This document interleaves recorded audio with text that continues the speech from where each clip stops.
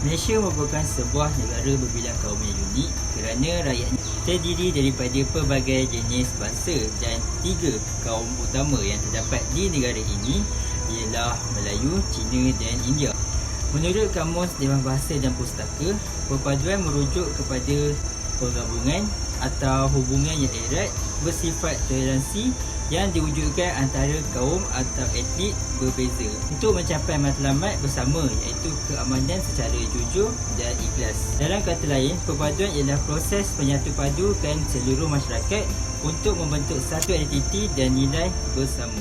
Tatanan pendidikan sebagai asas penyatuan dan perpaduan negara.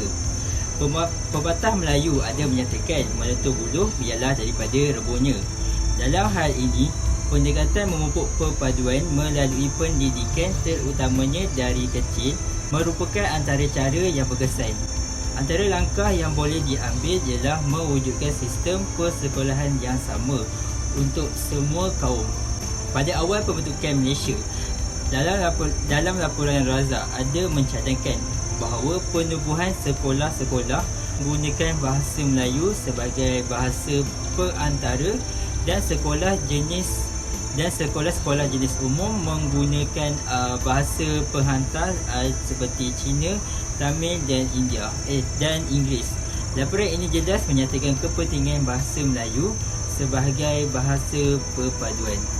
Langkah yang kedua ialah menggunakan satu bahasa sebagai bahasa kebangsaan dan bahasa penghantar utama.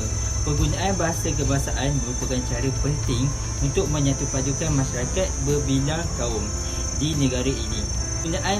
Penggunaan satu bahasa komunikasi atau berhubung dapat mewujudkan persefahaman dan tidak menimbulkan rasa curiga antara kaum dan antara satu sama lain, dan ia seterusnya mempercepatkan lagi proses perpaduan di negara ini. Langkah yang ketiga pula ialah mewujudkan kurikulum yang sama.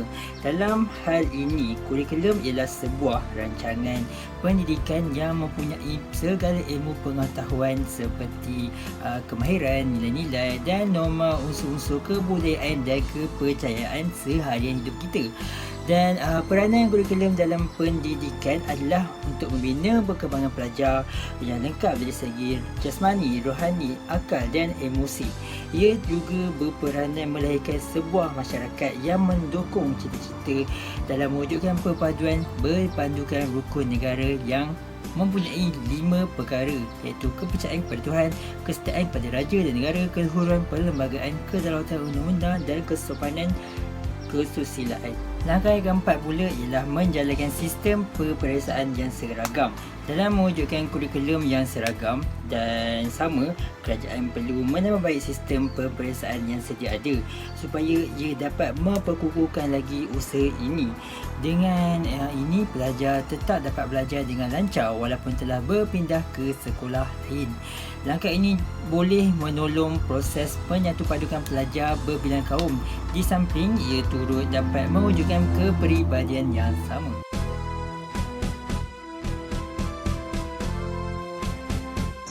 Evolusi perpaduan yang berlaku di Malaysia. Perpaduan boleh ditakrifkan sebagai satu proses yang menyatupadukan anggota masyarakat dan negara seluruhnya melalui ideologi negara. Malaysia dapat membentuk satu identiti dan nilai perpaduan masyarakat dari aspek yang penting dalam membentuk perpaduan negara. Selain itu, ada juga beberapa kaum dan etnik yang bersifat majmuk yang membawa kepada wujudnya jurang perpaduan dan perpisahan. Pada zaman pemerintahan British di negara ini, mereka mengamalkan dasar pecah seperti mengamalkan kegiatan ekonomi masing-masing mengikut komposisinya. Orang Melayu berada di kampung yang terlibat dalam bidang pertanian, penanaman padi juga menangkap ikan. Manakala buruh di ladang diambil dari negara India dan di kawasan Lombong Bukit Timah diambil oleh Cina. Kesannya, jurang perpaduan mula timbul disebabkan kegiatan ekonomi yang diusahakan di tempat tinggal yang berbeza. Keadaan ini mewujudkan jurang perpisahan antara kaum. Perpaduan dalam kalangan pelbagai etnik perlulah dikekalkan untuk menjamin keselamatan negara agar kemerdekaan yang kita kecapi sekarang ini berkekalan.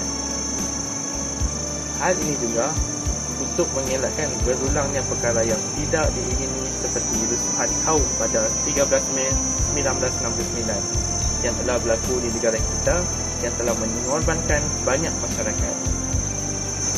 Rumusan: kita sewajarnya memperkuatkan semula perpaduan kaum negara ini agar semua anggota masyarakat dapat hidup dalam keadaan aman dan harmoni di negara yang kita cintai ini. Seterusnya, kita juga seharusnya mengambil iktibar bahawa perpaduan hanya dapat dikecapi jika semua rakyat bersatu padu, bertolak ansur, hormat menghormati antara satu sama lain. Sekian, terima kasih.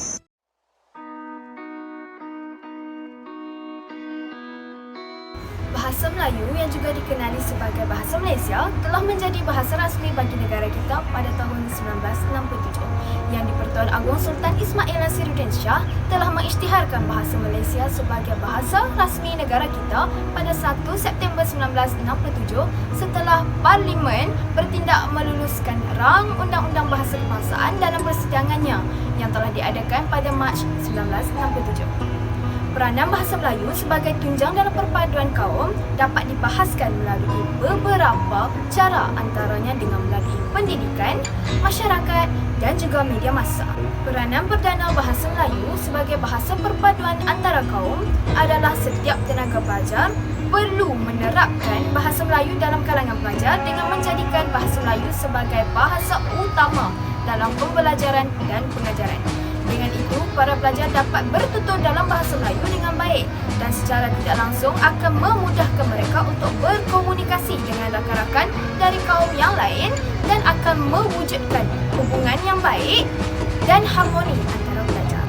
Peranan sekunder adalah semua pihak dari sektor pendidikan terutamanya hendaklah menggiatkan lagi aktiviti-aktiviti kesusasteraan, pengkaryaan dan juga pembangunan bahan bahasa sastra agar bahasa Melayu itu dapat meningkatkan martabatnya oleh generasi muda supaya bahasa Melayu ini dapat dikekalkan kedudukannya sebagai bahasa kebangsaan yang melambangkan negara Malaysia. Selain itu, di kalangan pengguna media pula, kerajaan telah memperluaskan penggunaan bahasa Melayu dalam media cetak seperti surat khabar, buku dan majalah serta dalam media elektronik seperti televisyen dan radio.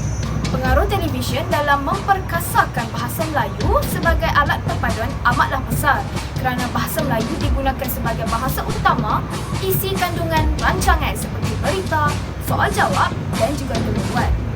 Rancangan seperti soal jawab di TV3 dan bual bicara di saluran TV1 merupakan antara contoh-contoh rancangan yang menggunakan bahasa Melayu sepenuhnya. Rancangan-rancangan ini mampu membuat para penonton mendengar dan memahami penggunaan bahasa Melayu yang baik dan teratur. Hal ini dapat membuatkan masyarakat Melayu terutamanya memperbaiki penggunaan bahasa Melayu dan masyarakat bangsa lain pula dapat mempelajari penggunaan bahasa Melayu iaitu bahasa kebangsaan dengan betul. Kesimpulannya, bahasa kebangsaan yang menjadi kebanggaan bagi warga negara Malaysia ini berperanan dalam mewujudkan perpaduan dan keharmonian serta kesejahteraan pada masyarakat yang berbilang kaum. Hanya dengan memahami dan menguasai bahasa Melayu oleh semua kaum, perpaduan dapat dicapai dengan mudah. Sekali kerana setiap rakyat dapat berkomunikasi dengan baik. Sekian, terima kasih.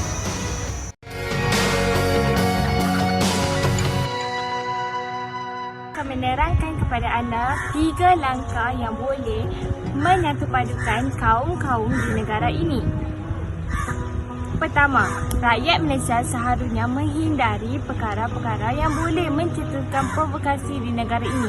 Hal ini dapat menjaminkan keselamatan dan perpaduan di negara kita akan terjamin. Langkah yang kedua ialah kerajaan boleh mewawarkan di media massa ataupun media sosial tentang perkara-perkara yang boleh menyatukan perpaduan di negara ini. Hal ini dapat menyediakan rakyat di negara ini tentang perpaduan di negara kita. Yang ketiga ialah melalui kempen. Kempen kesedaran tentang perkauman amatlah perlu dititik beratkan oleh setiap rakyat Malaysia. Hal ini kerana kita hidup di pelbagai kaum, jadi perpaduan adalah satu simbol untuk kemajuan di negara kita. Hal seperti yang kita tahu, perpaduan adalah teras kepada kemajuan di negara kita. Oleh itu, langkah-langkah tersebut dapat menjaminkan dan meningkatkan perpaduan di negara kita. Seperti yang kita tahu, perpaduan merupakan tunjang utama negara di negara yang berbelang kaum ini.